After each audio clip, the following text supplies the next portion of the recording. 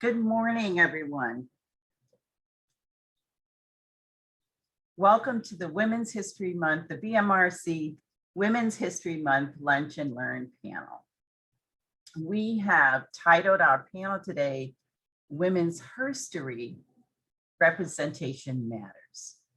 4 of our BMRC fellows will share their fellowship research projects with you today as a primary focus, but these scholars, which I will introduce momentarily, have expanded the scope of their research and their service work. So if time allows, we hope to have them fill us in on what else they are working on. Representation matters has become a little bit of a catchy phrase, but we know that misrepresentation has a very real and significant impact on the treatment of human beings by others. This is especially true for women, whether we are seen, thought of, positively encouraged and empowered in any number of environments, how we are evaluated, promoted, paid. Today, we are focused on Black women who have borne an extra heavy burden, especially in the age of social media, with degrading caricatures, memes, myths, stereotypes that have often dominated the social perceptions of Black womanhood. There is a problem across the many layers of society, in the classroom, the courtroom, corporate environments, politics, employee unions, college campuses, in the media, books, film, and on stage. The research lays it bare, and we hope that today you are enlightened by the amazing research of our BMRC fellows. I will pause and say, for those of you not familiar, BMRC, as I throw out that acronym, is the Black Metropolis Research Consortium. And we are a consortium of nearly 20 organizations and institutions. Some are museums, archival repositories that are standalone, and universities. So we're quite a vast sort of variety. We have a variety of members. Today, we will learn about how Black women are portrayed in some classic books by well-known authors who initiated new conversations in African-American literature. We will hear about the information network of Black women activist mothers in Chicago public housing. We'll be taken on a journey to learn more about Black women in the 30s who penned early iterations of anti-racist reading list. And we will dissect, or we won't dissect, but we will learn of representation in comic books and more broadly in Black pop culture.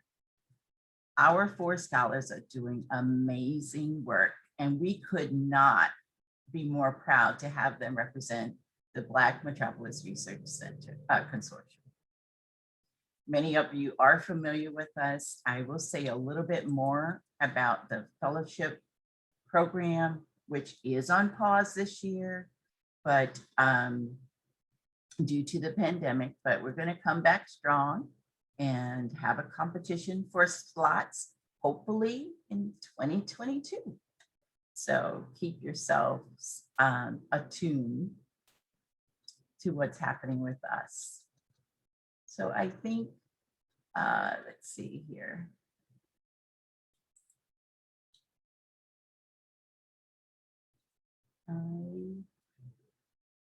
I am going to go forward with introductions. I first need to change my slide.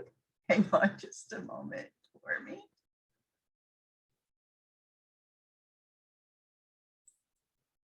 There we go. So the 4 presenters, the 4 BMRC fellows are Aisha Hardison. She's an associate professor at the University of Kansas. Laverne Gray, assistant professor, Syracuse University. Ashley Dennis, who is a PhD candidate at Northwestern University, and Grace Gibson, an assistant professor at Virginia Commonwealth University. Before they present, I will tell you a little bit more about them. So, but I will keep those short in order to give them time. All right. So our first presenter is Dr. Aisha Hardison, who received her PhD in English, Language, and Literature at the University of Michigan. As I said, she's an associate professor at the University of Kansas in the departments of English and Women, Gender, and Sexuality Studies. Professor Hardison's research interest centers on 20th century and 21st century African-American literature, gender and sexuality studies, cultural history and theory, and 20th century and contemporary visual media. Dr. Hardison has published several journal articles focused in these areas and a book titled Writing Through Jane Crow, Race and Gender Politics in African-American Literature. This particular work was the focus of her research in 2009. She was selected as part of the BMRC's very first cohort of fellows. Aside from the BMRC, Dr. Hardison has received many awards and honors, including being named a Ford Foundation Dissertation Fellow, and then as a postdoctoral fellow, receiving the Kansas Humanities Council grant, and being selected as a scholar in residence at the Schomburg Center of the New York Public Library. Let's welcome Dr. Aisha Hardison. I will stop sharing my screen, Aisha. Okay, I don't have slides to share, but I will talk briefly about my past research project with the BMRC and my current research. But I do want to say thank you, Allison, for inviting me to be a part of this panel. And thank you to the BMRC for continuing to create a forum for these types of conversations, as well as for allowing me to claim the honor of being one of its first fellowship recipient. So glad to be a part of that very important intellectual history.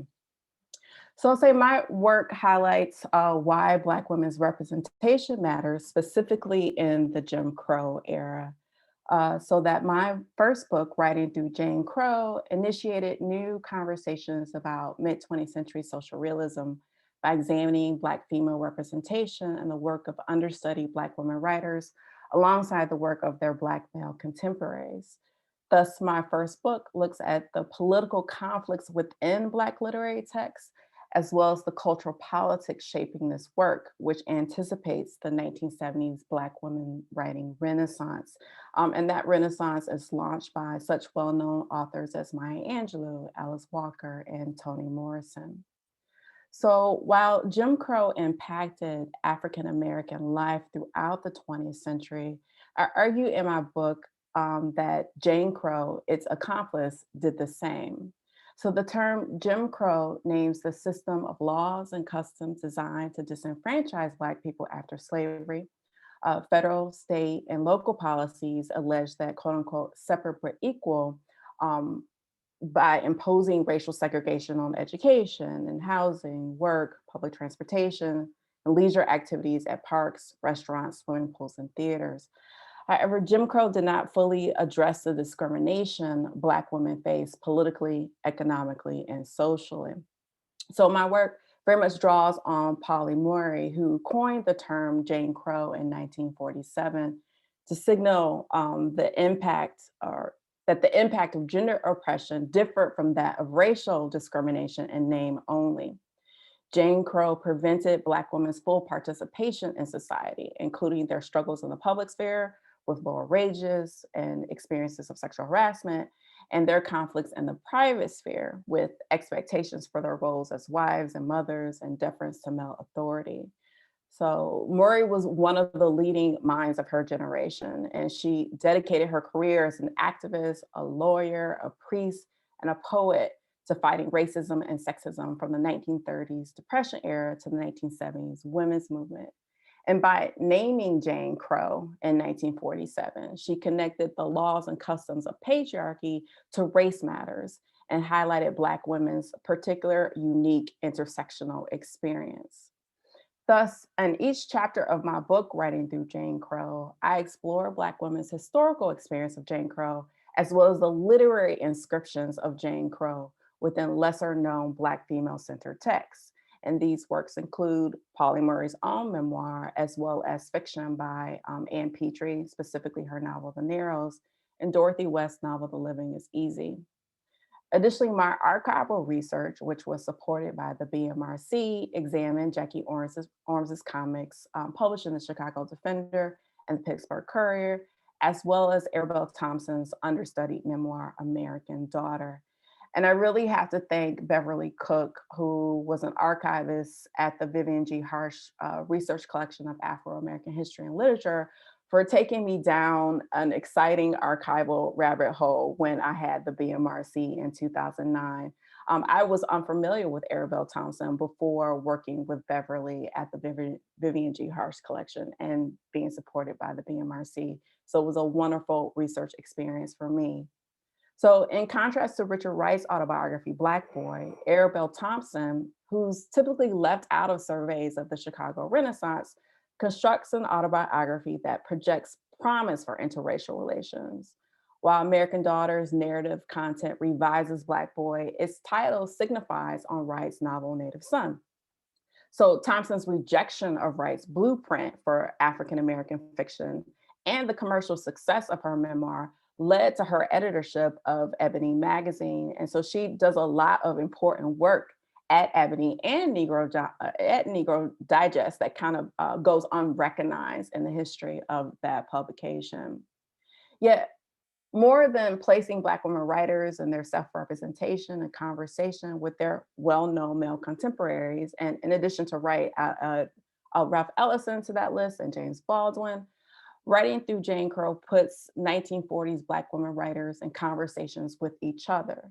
So for example, in Negro Digest, which again was published by Johnson Publishing Company, printed Ann Petrie's and Arabelle Thompson's opposing views on Black men's romantic and social relations with Black women. And these kind of conversations and dialogues are exactly those examples of Jane Crow discourse that I argue gets left out of the literary history of the 1940s and 1950s.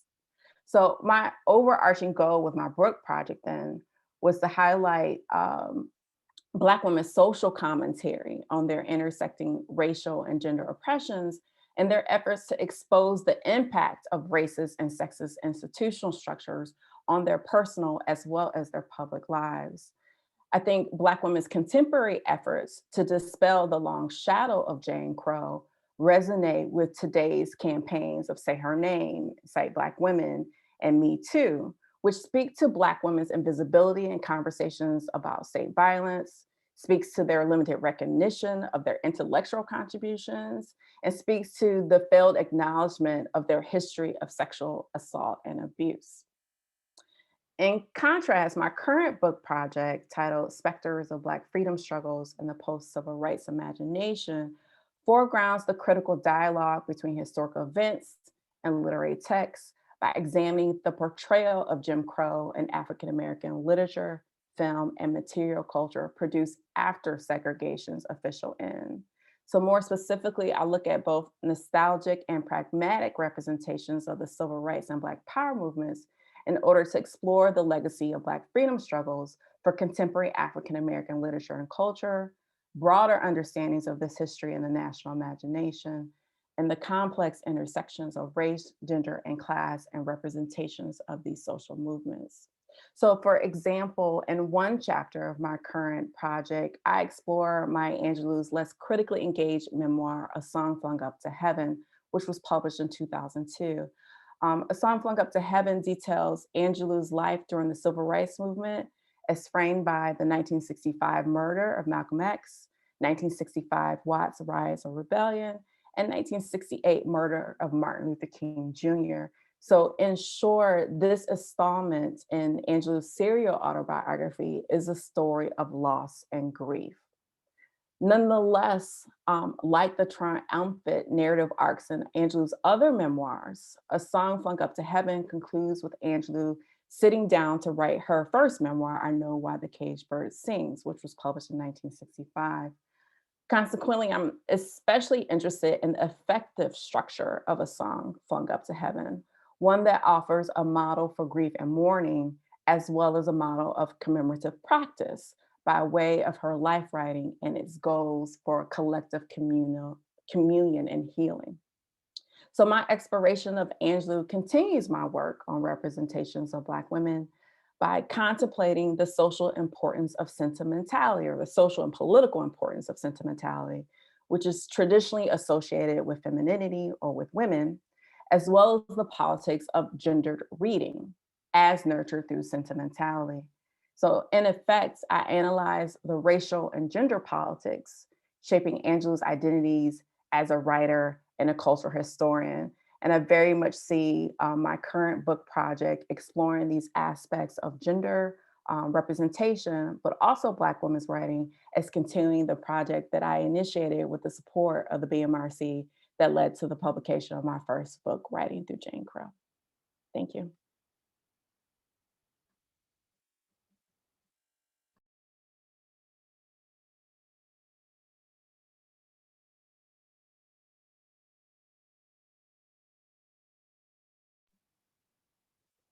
And in the interest of time, I'll just stop there to make sure there is enough time for the rest of my fellow panelists.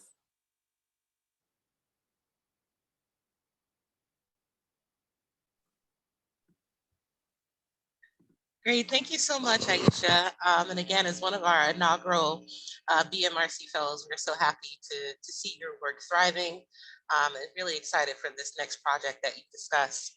I think next up we have Laverne Gray, who I believe is our next fellow who's going to present. Thank you. Good afternoon, everyone. And I'm going to share my screen quickly as I can.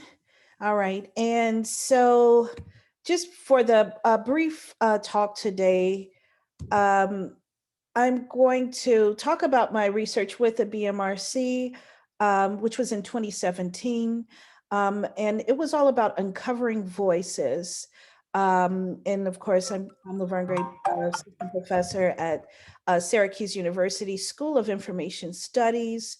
And this photo here and all of the photos that are going to be featured are from the University of Illinois Chicago archive on Henry Booth House. And I'll get into that a little later, but this is Dearborn Homes, which is on the south central side of Chicago. And I'll begin here. Family and a fight for a library. All right, I wanted to say that my project, which was a result of my dissertation, became a result of that, is very intimate in that it began with a genealogical search. And I searched for my grandmother's name in the Chicago Defender, as one does, to see if there are any family members who could be located in the news for my family research. So it was personal, it wasn't academic. But I came across this headline, Blast City for Lack of Near South Side Library. And that was significant because at the time I found this, I was studying to be a librarian. So I was in a library and information science program at Dominican University in River Forest, Illinois. And I said, well, why is this coming up about a library? I'm in library school, and I searched for my grandmother's name. And what I found here was a group of women who spoke to city officials and the board at the Chicago Public Library to fight for a library in their community. I asked my mother, I said, did this happen? The article is kind of small here on the slide. It's dated in 1963. And so my mother would have been 11, 12 years old at the time. She said, I don't remember that. And so I said, okay, so I put a pin in it and I never forgot it. So when I decided to pursue my doctoral studies, I said, well, let me do this for a historical methods course. And what I found was this incredible long year struggle for a library to be placed in the near south side, or what is referred to as South Central public housing community. And the women involved, all mothers from the public housing communities of Harold Ickes Homes and Dearborn Homes. And so it all kind of came together for me there. All right, and part of that search was for me, and I would say that it's personal and intimate. So so the subjective I was very strong in my work was for me to search for my ancestral community. And my ancestral community was located in the public housing community, and the struggle for housing and the struggle for establishment of community in public housing in the early mid 20th century. And this is a photo, another photo here. And I found this in the archive when I was doing my research with the BMRC of my grandmother. And I did not expect to find her there, and I wasn't looking for her there, but that's her working with small children. And she was trained as a child development specialist doing her work, community-based work. And that is her there working with the children. So about my ancestral community and my approach to my research, and I was intentionally doing this from the bottom up. All right, so how could I approach the archives in a way to search for these women and their actual voices in concert, collective, and with resistance to circumstances that they felt that were not justified in building of community for their children and for everyone at large. So that was my approach in this. How do I find their voices? And I use the metaphor of voice as a driving force. So wherever I saw their names and I saw them speak, all right, so the archives really helped me with that. It's difficult when we look at things from an administrative view, when we're doing research on the ground, or an established group. So these are people that are generally invisible. All right, so if I take the name of Mrs. Cummings or Mrs. whomever there, so it's the search for them and their contributions to society and to their community. And what I didn't coin it this, but this was coined in another text by Belinky and Bond. It's called the tradition that has no name. All right. And so I argue in my work that these, the women, the activist mothers in public housing were part of a tradition that has no name. All right. And so that was my driving force in completing my research. And so I had to locate them. Who are these women? How are they located? And historically, they are located in African-American migration to the North.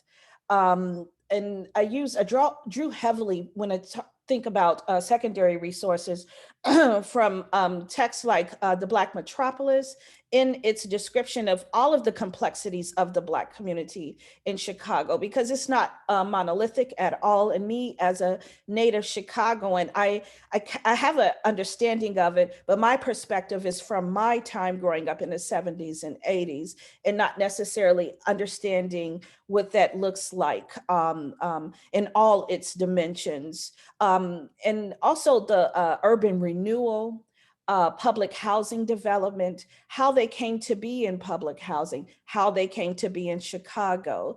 And the two communities of my focus was Ickes, Harold Ickes, and Dearborn Homes housing communities. But what made this quite unique is that in the Ickes home and Dearborn housing communities, they had a settlement house located there. All right, and I'll get into that a little bit more, because that fostered a lot of the work, the community activist work that the women did. All right, and I went over this before, but this is another photograph of Ickes Homes when it was first erected. And as stated before, it encompasses all of the migration from the South, the public housing phenomenon. And one point I would like to make here is that I didn't view them from a deficit perspective. I knew that it was magical. I knew that the community was called, as in the one text about paradise and public housing. And in growing up, and I didn't grow up there, and my family eventually moved, but there was a lot of stories around it with the connection to people and how one was associated with different address numbers and all of that. But it was in the conversation, the intimate conversations amongst my extended family. And again, the settlement house and public housing. And the two houses, the two communities I looked at, and this is just a little bit more detail from them, and they were located in what I called before the South Central, so the just directly south of downtown Chicago. And this is just some data about each of them.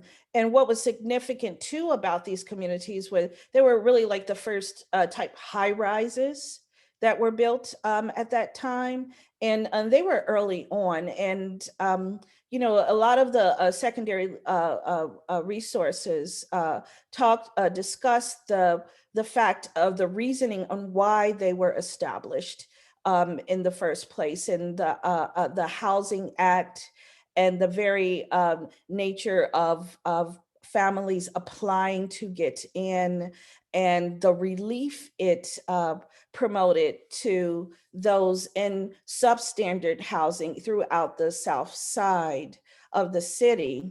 And it was a promise of something that was probably unfulfilled in the long run. Not probably, but was unfulfilled in the long run. But in the early days, it was brought the impetus to view themselves as part of a rich community. All right, in their close proximity. Also, and this is something I referenced too in my work, was the fact of redlining and segregation, which had a big impact on the locations of Blacks in the city when they arrived, and the continuation of that in the establishment and building of public housing. Okay, and so I mentioned before this settlement house and public housing, but what happened with this is that in the late 19th century, early 20th century, during the progressive movement and with the help of great minds like Jane Addams, there was a settlement house movement where they were working with immigrants. All right, and this particular settlement house, and they were throughout the city of Chicago, and with this particular one, Henry Booth House was located on the near west side of the city. And because of urban development, they had to move because there's an expressway where they used to be located. And the settlement house were looking for places to be where they could better serve the community. And they chose to settle at Harold Ickes Homes. All right. And the photo on the top here is the original Henry Booth House. And then it grew larger. And this is the structure as it existed in the Harold Ickes Homes. And part of their mission was to help neighbors help themselves. All right. And so there was an encouragement for service, social service, and also to help community members participate in the better well-being of their own community. All right. And, you know, and I'll talk a little bit more about that, but also the document types that I was able to locate within looking at Henry Booth Settlement House and the community history. And I was very fortunate in that there was an actual scrapbook So the settlement house documented itself from 1898 all the way through 1970 through photographs. And from that, I was able to draw out what the women were participating in, what they were doing as far as meeting minutes. The particular group I looked at had a library committee and a toddlers, a tiny tots committee. And it was quite stunning to see the organization there. What's most noted is that, this persisted for over a decade in the community, and to decipher how they were connected within their own information network, and also how they responded to external municipalities when they tried to, I would say, impact what was going on inside within the communities. All right, and another feature were the community generated documents. And this is another place where I found the voice of the women. And most of them were in charge of these particular building communities. And these are just examples of flyers that I found. And in my research, I really looked at the language where there's a lot of you and you. So the whole nature of possessing and ownership of their own community and your council. And also, some of the activities like the bake sale and, all of what they did is a combination of that. And what I did in this is try to uncover what I call a Black feminist information space. All right, in the field of information science, we talk about how information is implanted, all right, or how it's on the outside and needs to come in. In my work, I argue that it already existed, all right, and it was personified in the work of the women in the public housing community. And it's a hard sell for some dissertation committees, but that's another story. So as a part of the Black feminist information community, I identified these areas as place and space and voice and information, belief systems, and mobilization, because every activity or every, I would just say every activity of the women had an activist bent to it, and that it was, again, reflecting this tradition of resistance.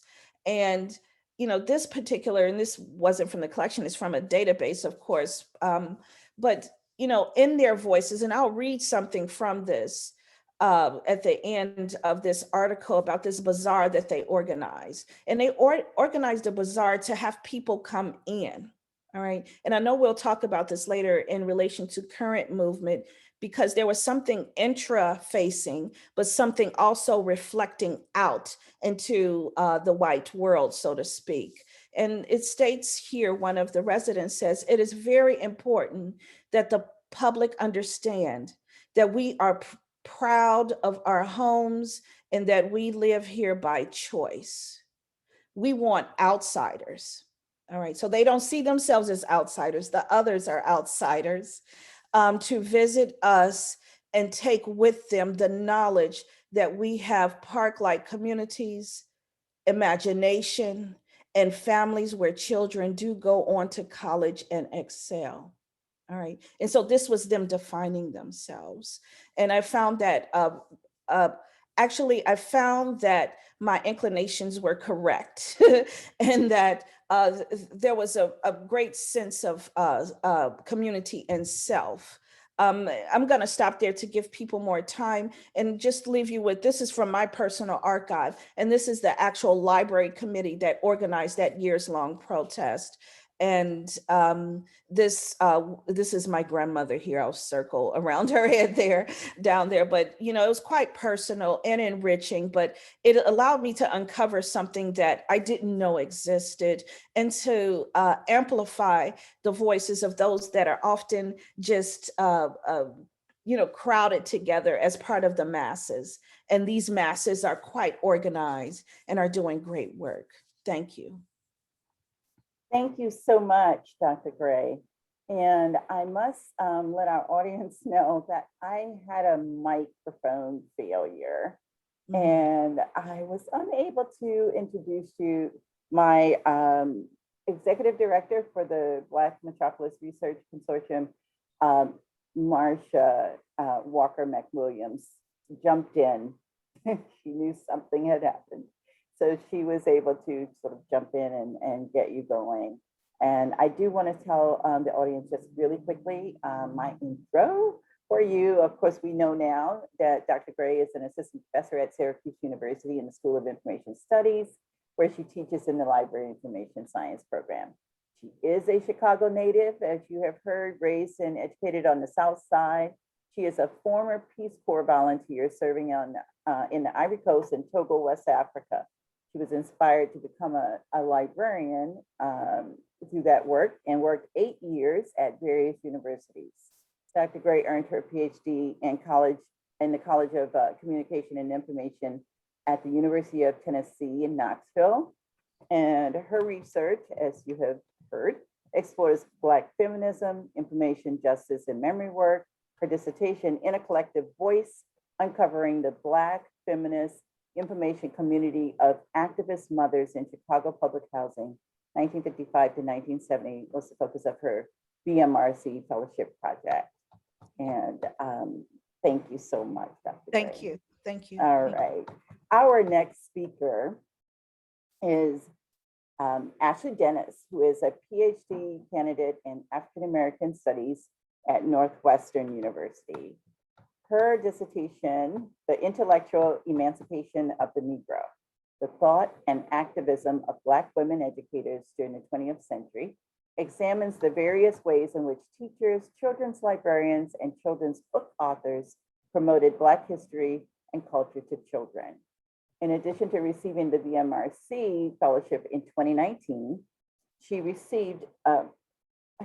received awards and fellowships from the Association of Black Women Historians, the Buffett Institute for Global Affairs, and the Graduate School of at Northwestern. Let's welcome Ashley Dennis. Thank you so much for the introduction. And it's an honor to have been a BMRC Fellow and to now be on this panel with brilliant Black women who are also dedicated to elevating the voices of Black women throughout history. So I'm gonna go ahead and share my screen. Give me one moment.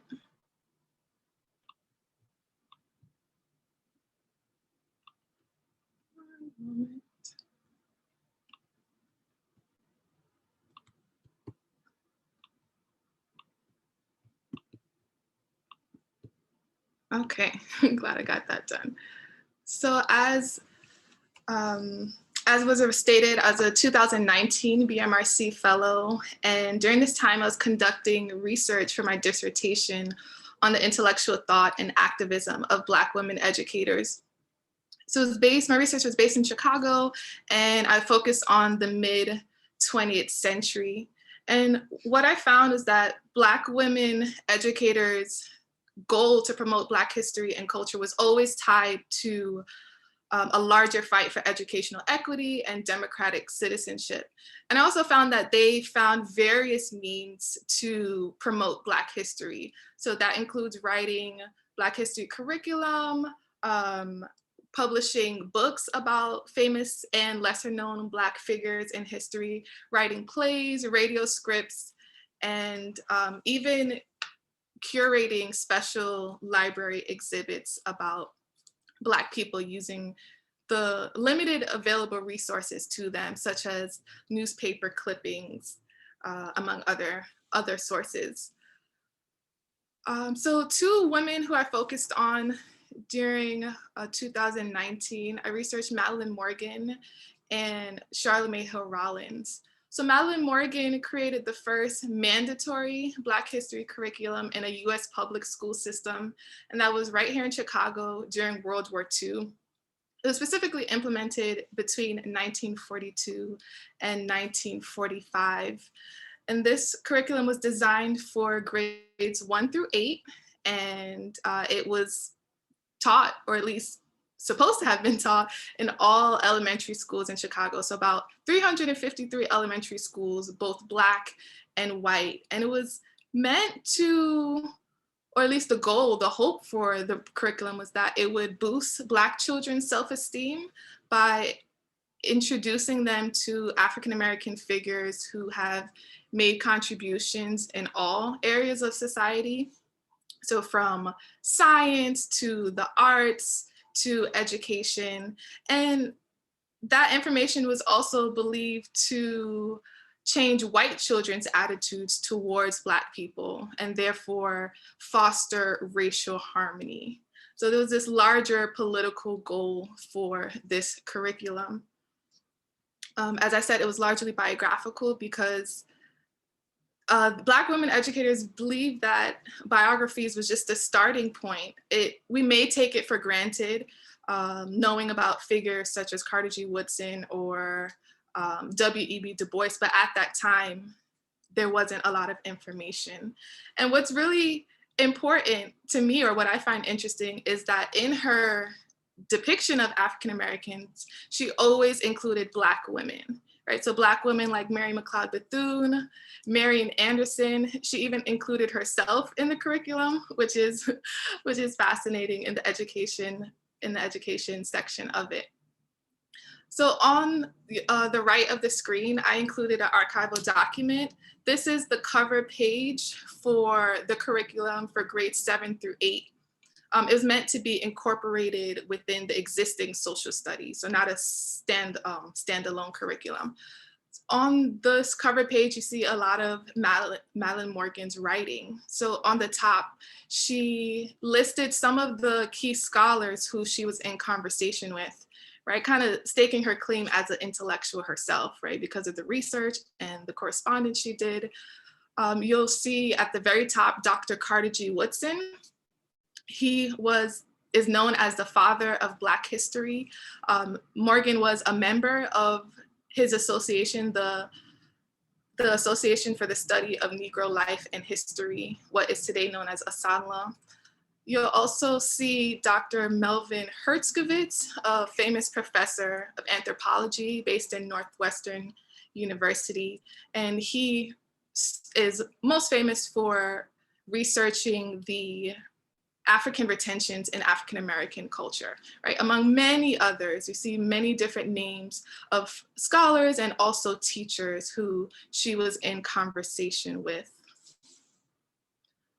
So I'll move on to the next Black woman I researched, that's Charlamagne Hill Rollins. She is a beloved member of the Chicago community and one of the leading figures in reform efforts in African-American children's literature. So she was a librarian for over 30 years. She started as a children's librarian, or at least a large part of her career was at the George Cleveland Hall Branch Library on the south side of Chicago as a children's librarian. She was actually contemporary of Morgan and helped her conduct some of the research for this Black history curriculum. In addition to traditional library work, she went on to write several children's books after retirement. After retirement, she waged writing campaigns to publishers, urging them to put out more books about African-American life and to consider stop publishing racist books about African-American life. So her first book is pictured on the right-hand side. That is a 1941 pamphlet that she produced called We Build Together. And this was an annotated bibliography of texts about Black life. In it, she listed books that she recommended, called out existing books about Black life that were racist or had some other problematic issues about it. And perhaps most importantly, she was one of the first to establish a criteria for evaluating books about Black life. It was catered to fellow librarians, parents, and teachers who were interested in learning more about Black life.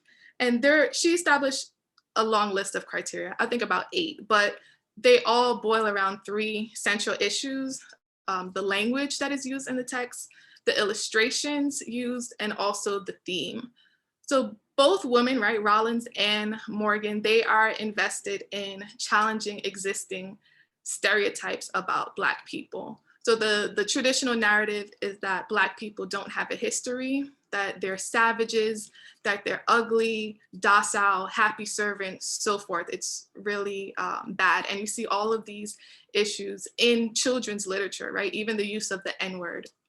And they are coming out against it, challenging it, and in many aspects, replacing them with anti-racist writings of their own. Rollins is pulling racist children's books from off the shelves and replacing them with those that she does approve of. I included some of the archival collections I consulted during my time as a BMRC fellow. I spent a lot of time at the Vivian G. Harsh collection where both of these women's papers are found. And that was really amazing because we know as Black women scholars that often Black women are excluded from the archive. So to study women who have their own papers and lots of manuscripts and correspondences to consult is really a privilege. I also visited the DuSable Museum, the Loyola University collection, also Chicago State University. And I want to thank the Black women archivists who assisted with me. Oftentimes their work goes unrecognized, but I appreciate you, and you are part of this longer legacy of Black women. I call them educators, right? But Black women who are really doing the important work to elevate Black history, Black women's voices, and Black people in general. So since 2019, my dissertation has expanded.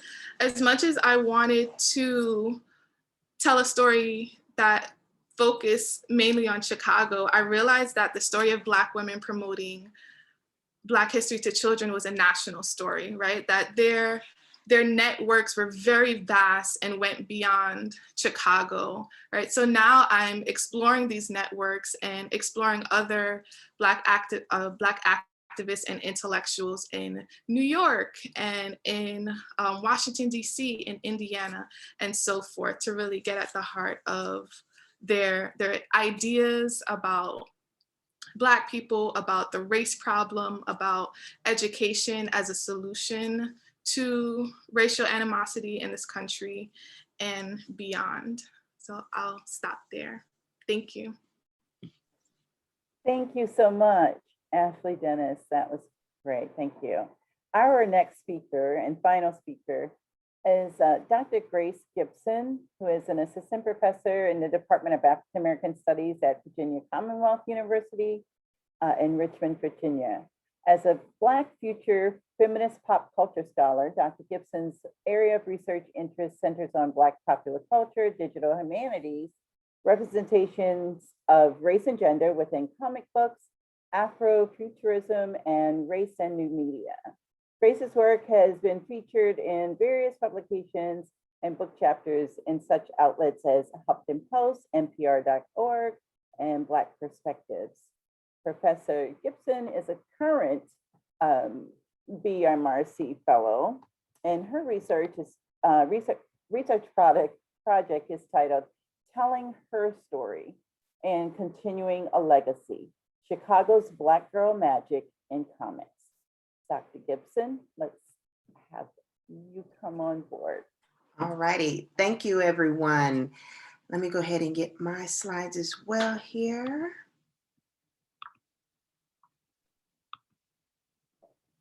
Okay. Right, so yes, as mentioned, so it's so interesting that the kind of like overall theme is representation matters, because that's really like the core of what my work looks at, and particularly this, this project that I am going to be working on. And so as someone, a native of Illinois, not per se Chicago, but as a native of Illinois, it was kind of like, this is like a coming home type of project for me in a way. And so to be able to highlight a particular city and area within comics was really just kind of a true excitement and joy that I was like crossing fingers that this would be able to work out. So I'm very excited that I'm able to have the opportunity to do this. And so representation matters in everything that we think about, particularly for Black women, but even more is so in comic books, which we're having this kind of explosion as it relates to the comic book in the actual comic book itself and in movies and television. And so this project that I'm going to be working on for the BMRC is definitely a continuation of my dissertation, but also going towards my book project, which is looking at Black female identity formations and Black female superheroes. And so, and it's kind of looking at this curatorial practice that's chronicling the experiences of fictional Black female comic book characters and their translation into real life identity formations. So it's a spring day, March 2018, and during a family impromptu trip, 2-year-old precocious African-American girl, Parker Curry, was stopped in her small tracks. To her surprise amazement, Parker became focused on one particular photo in the National Portrait Gallery in Washington, D.C., a portrait of former FLOTUS Michelle Obama, drawn by painter African-American Amy Sherrod. This captured moment that would quickly go viral is significant as it is rare. It should also be noted the symbolic layered impact of this moment. A young Black girl encounters a picture of a striking Black woman, which was painted by a Black female artist. In this moment, we see an extraordinary singular moment unfold in real life. So often Black girls have not been afforded the opportunity to see images, real or fiction, that can inspire, serve as a dream, turn reality, and or resonate with them. Historically, images of inspiring Black women and girls in the fiction and reality is nearly impossible, but nonetheless essential.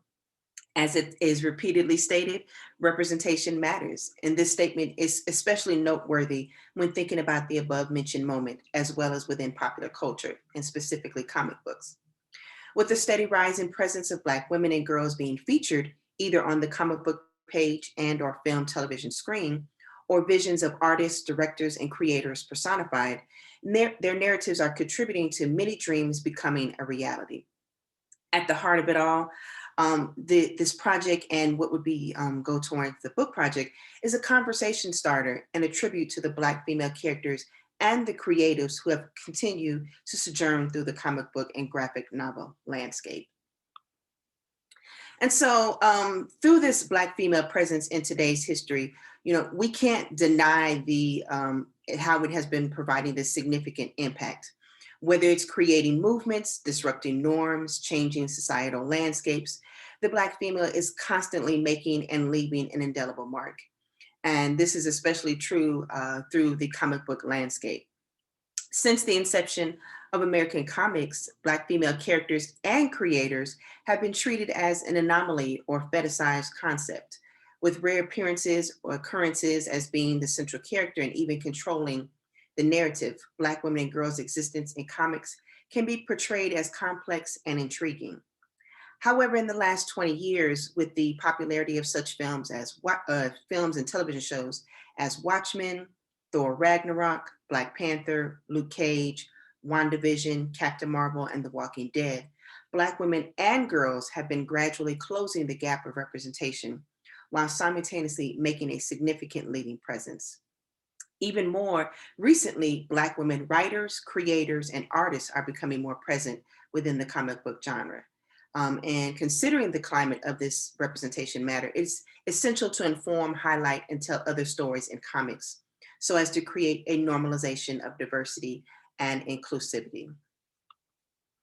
So what a better way to go in and zoom in into Chicago, Illinois, the Windy City, the second city, and zoom in on Black creatives in comics and Black characters that have been featured, with Chicago being the background setting the scene.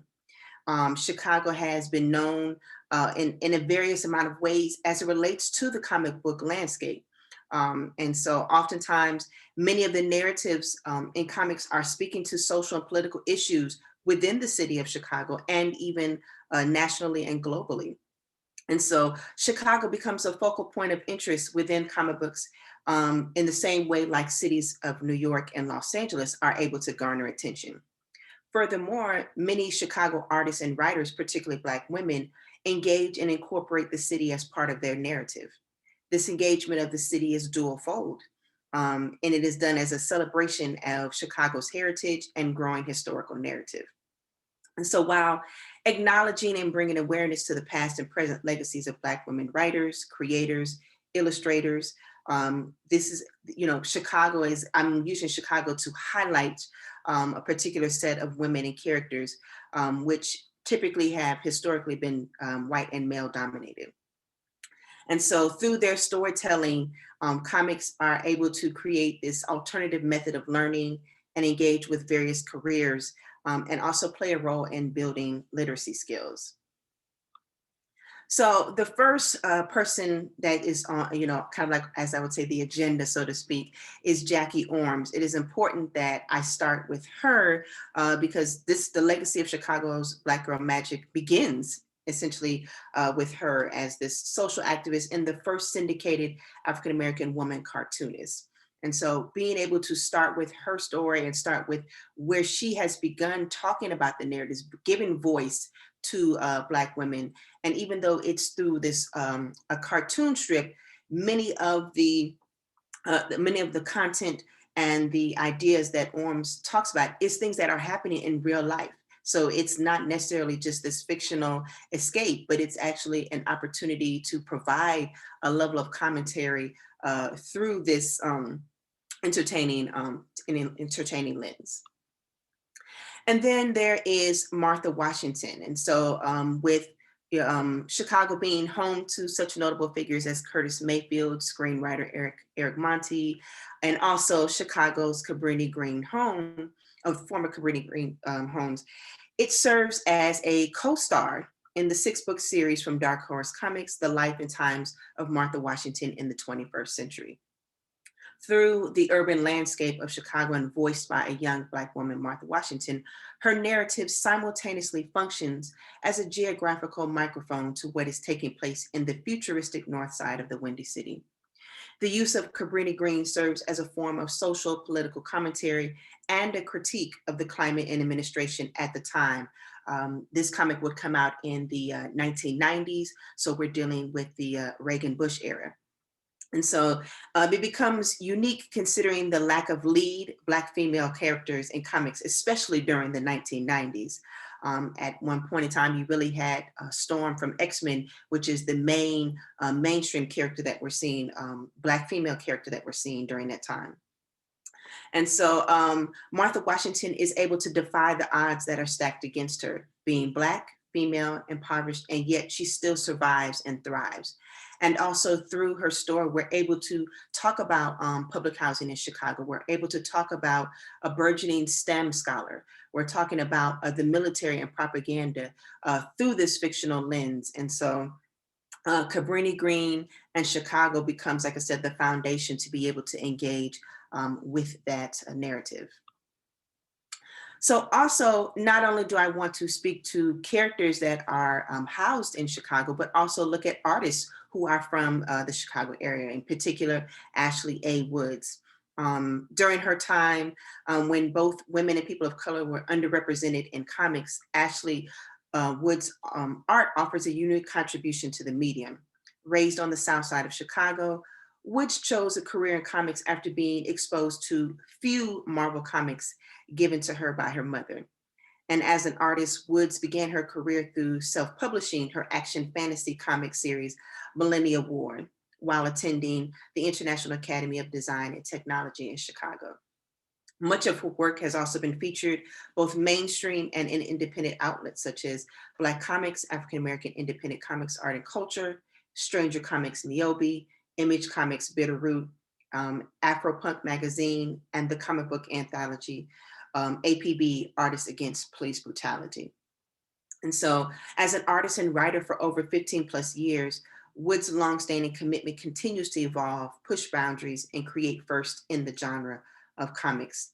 As she notes, quote, "It is important for Blacks and Black women to be shown in a certain light, in a certain context. I'm going to represent anybody of color with brains," as said, quoted by Woods. Next is going to be looking at Riri Williams, also known as Ironheart, from Eve Ewing, and the fact that we see here this example of inclusion and humanizing the Black female experience via comics. As noted by University of Chicago assistant professor, poet, and activist, and Chicago native Eve Ewing, I feel like for years, a lot of Black kids in fantasy culture have had to compromise. So it was important to show them that they can be the hero. And so Ewing comes in at a time writing on Riri Williams when there was a lot of controversy on the initial drawing and the initial inception of the character.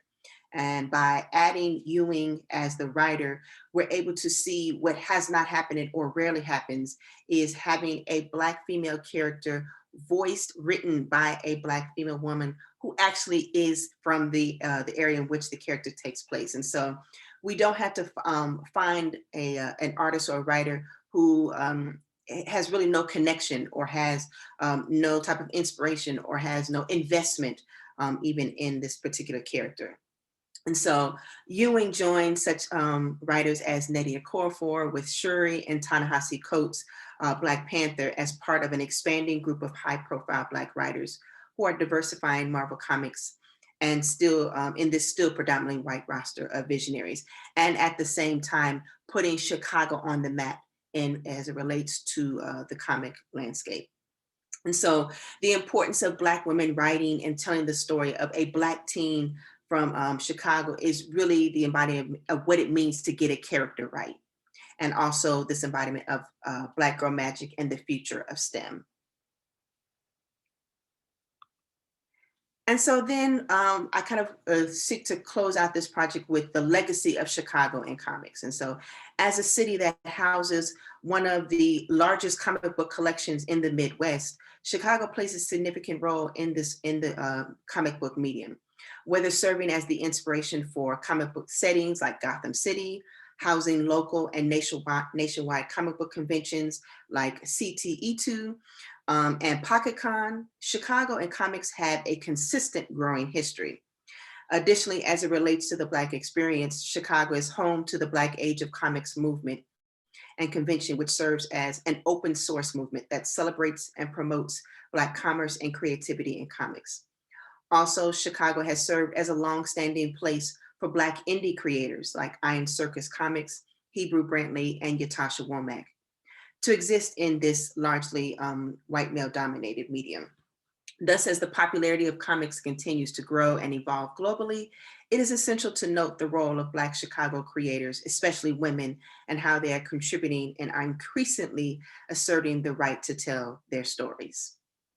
And so overall with this fellowship, I'm seeking to illuminate Chicago's past and present Black female voices while also generating new knowledge in African-American history and innovative ways of how comics can and does contribute to the historical and social narrative of the Chicago community.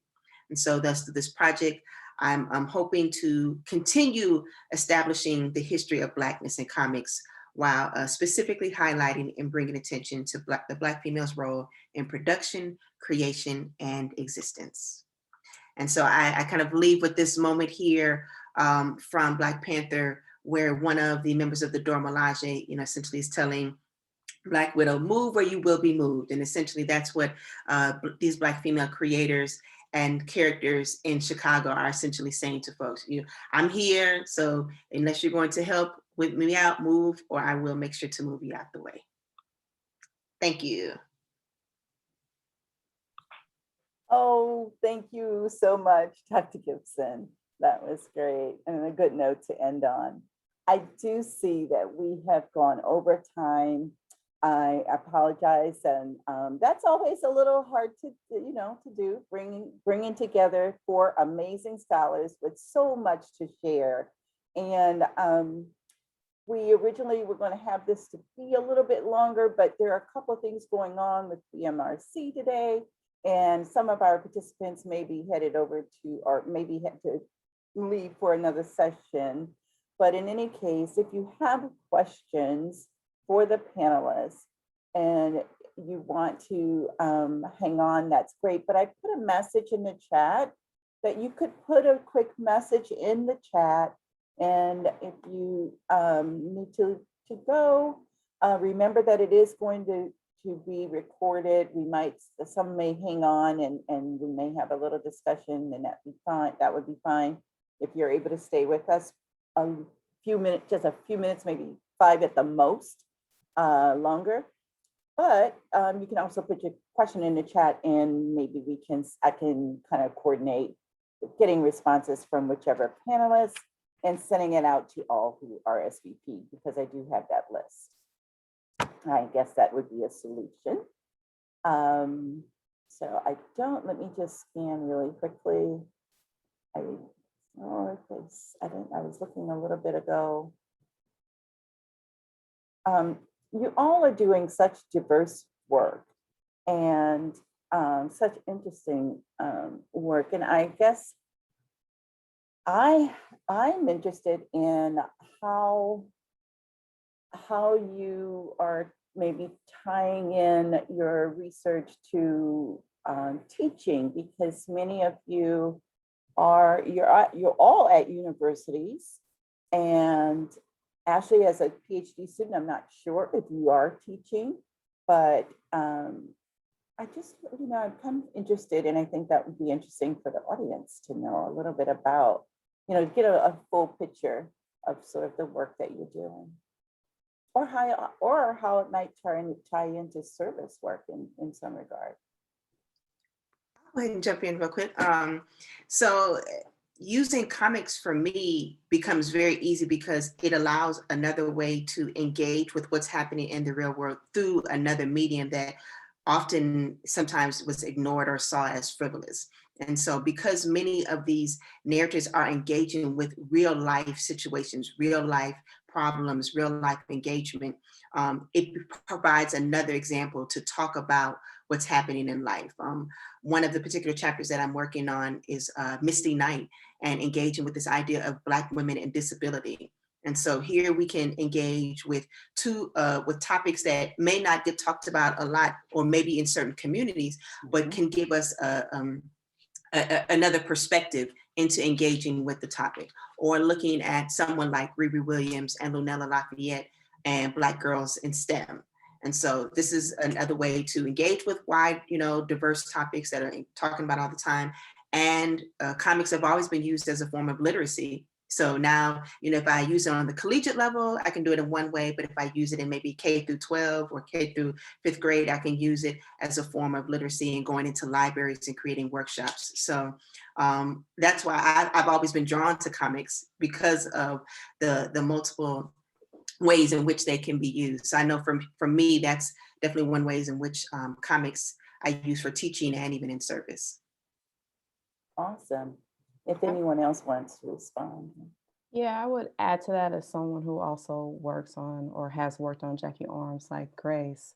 I think what comics adds for me as a literary scholar is the visual. So I also work on written texts as well as film. And so for me, engaging different types of narratives is really interesting for drawing out the importance of representation. So whether that's in a memoir, in a piece of fiction, a film, or in a comic. And I think comics are a nice compilation of textual and visual. And as Grace said, really rooted in the immediacy of comics, really rooted in contemporary politics. But I'll also say, with my experience of the BMRC, I'm really invested in archives. And so I bring archives into my classroom as well. So I take students to special collections to look at documents. And I think what all the panelists highlight is either still being in Chicago or originally from Chicago. I am not. But what I do in my class is take my students to local archives so they can understand and see aspects, documentation of things that happen historically on campus, or learn more about where they're from, if that's tied to where the campus is located. So I really think bringing students, having them touch and read and engage archival documents are really important. And I think that's one thing that came out of my BMR experience as well. Oh, now you know we're happy to hear that. Yeah, as a former librarian now, faculty member, especially in the information sciences, right? Because it claims itself as a neutral space, in which it's not, right? So to bring in Black perspectives in the teaching in a school of library and information studies is indeed a challenge. And, you know, I created a new class and it's called Information Justice and Community Engagement. So, you know, I took some of the principles theoretically from my work to apply to how I teach that in the classroom. I teach librarians, people who will be librarians. So I do grab from the archives all the time. I have them read letters written by Thomas Fountain of Kentucky. Mhm. And you know how he talked about establishing his reference collection at the library. And so I during Black History Month, I should do it all semester, and that's what I'm going to do. I bring in important African American figures that the students, someone you need to know. We used to have this guy Harry Porterfield. He's still alive, God bless him. He used to have this series on Chicago News as someone you should know. So I do a someone you should know, and I bring in all of these Black figures, and you know they're in libraries and archives and information, like Dorothy Porter Wesley from Howard University, and what's his name? They Seek a City. He was at Nashville, the director. He's like Harlem Renaissance. Why my mind is going blank. It's the COVID, I blame it on it. But he's a Harlem Renaissance writer. He's a library director. You know, he has since passed alone, and he wrote They Seek Arna Bontemps. Right. So yeah. So I bring him in too as a librarian, historian, Harlem Renaissance writer, all of that. So that's the way I've done it with my teaching. And I just want to say, I'm just so enraptured by everybody's work. This is what I loved about my time with the BMRC, because we could just sit and talk, and then having this focus just on Black women is quite enriching, powerful. I encourage us to do something more in the future, something a little bit more engaging, because I see something here. Grace mentioned something magical, and it's all magical, all magic that's coming out of all of this work, and maybe something that we could collaborate on in the future, you know, if a symposium or writing project. But yes. I don't want to put anybody on a spot, but it just touched me. Oh, no. And I wanted to say that before, for the past, for the current, future, it's there. It's just waiting for us to put it together. So I thank you for this. Thank you for putting it out there. I certainly have been sitting here feeling the same way. And with you all being the panelists for this, you know, first, I hope to have, you know, more. Maybe next year we'll have 2 during the month of March for Women's History Month, but a symposium or doing some more. One of my questions is also how can you all as scholars who do so much in the academic field, and I know you belong to academic organizations, and there's a lot of your time that should be spent in that way, but how do scholars such as yourselves, you know, how can we make create vessels for you to contribute to educating the masses a little bit more? And I think this is one of them. And maybe I would like to see the BMRC, you know, certainly come up with something and with scholars that are focused on similar work, and why not start with Black women? So we do have a portal, not portal archivist, a community engagement archivist. I think there's a conversation coming up, and you guys may hear from me. If somebody else has a question, great. Let me see if there is. I think there's some compliments and thank yous for this amazing and important work. Very insightful. Lots of great feedback in the chat, which is awesome. I think I will go ahead and close things out. I do want to say I have a 5-question poll for audience members. I know we've lost some people, but for those of you who have hung on, thank you so much for doing so. It's a sort of multiple choice, really quick little deal. And I'm going to go ahead and launch that poll. And There's and a I will question. hang. Sorry, there is a question. Kathleen Bethel, hello. She okay. wrote, what are the biggest absences in our archives?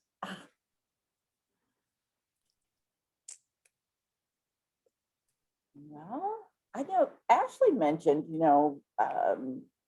difficulty finding work and archival work on Black women. So maybe we have hit on something there. I don't know. I think it's for the panel too. I don't know. Yes, if anybody wants to address that.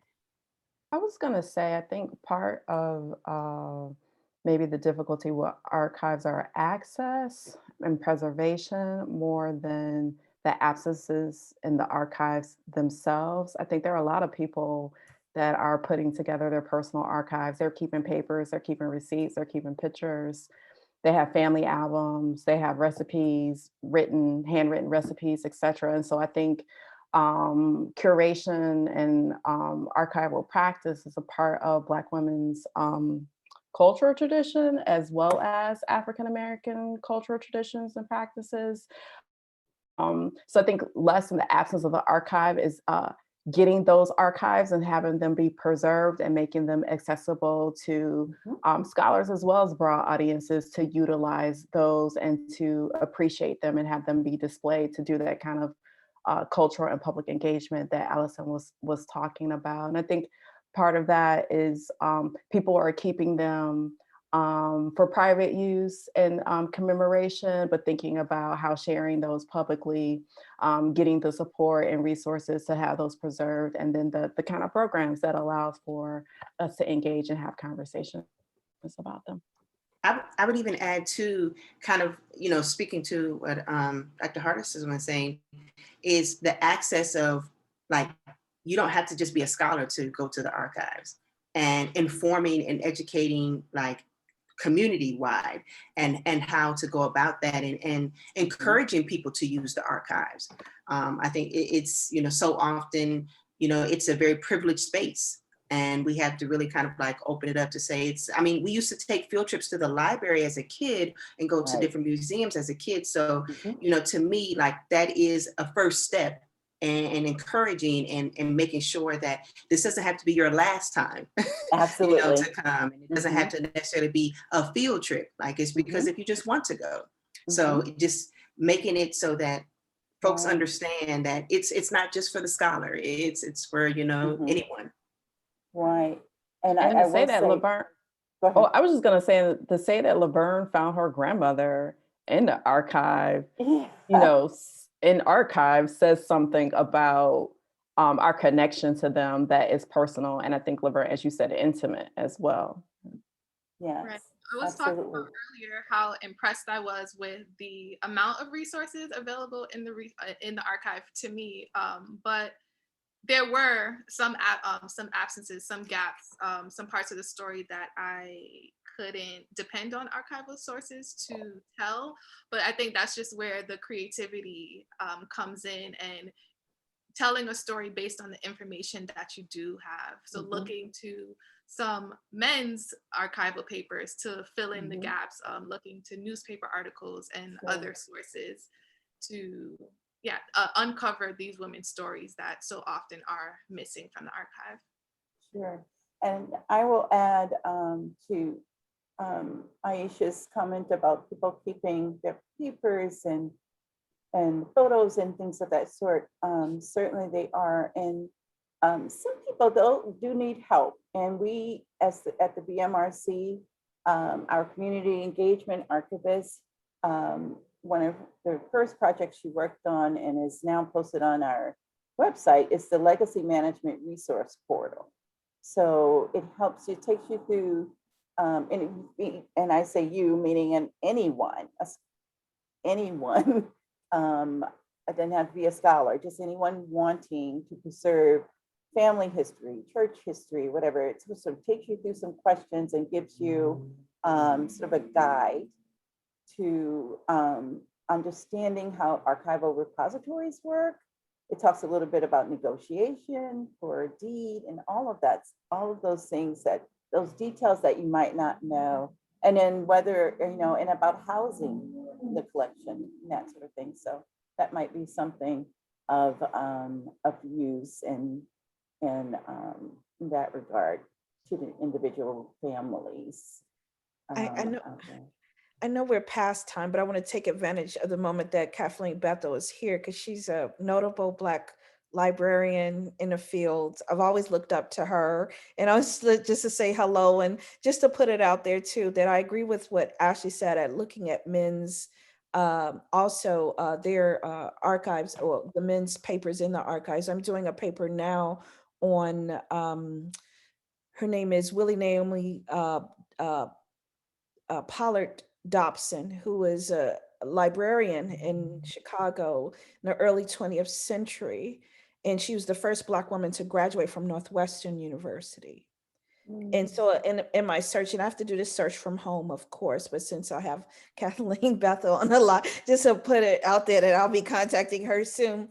But I've been able to learn a lot about her through her family, the men in her family. Her brother Fritz Pollard was in the NFL, and her dad was a prominent Black. Okay, all right, I will work you, Kathleen. And so you know, I had to look at the men's biographies, the men's papers, and were trailing her behind her husband and her dad and her brothers. And so you know, I think that's where the gap sometimes comes in. You know. And fill in those blanks, but I'll be emailing you, Kathleen. Oh, and sorry I missed your question earlier. I'm glad Laverne caught that. And so thank you for joining us today. Do we have any other questions?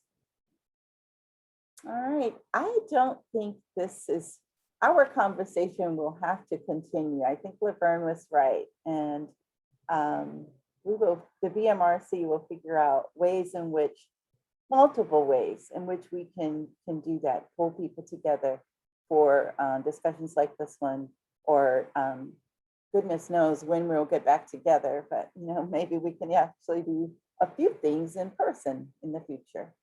And I'll be calling on you all for some input, especially if it has to do with Black women and ties to your research. But thank you so much.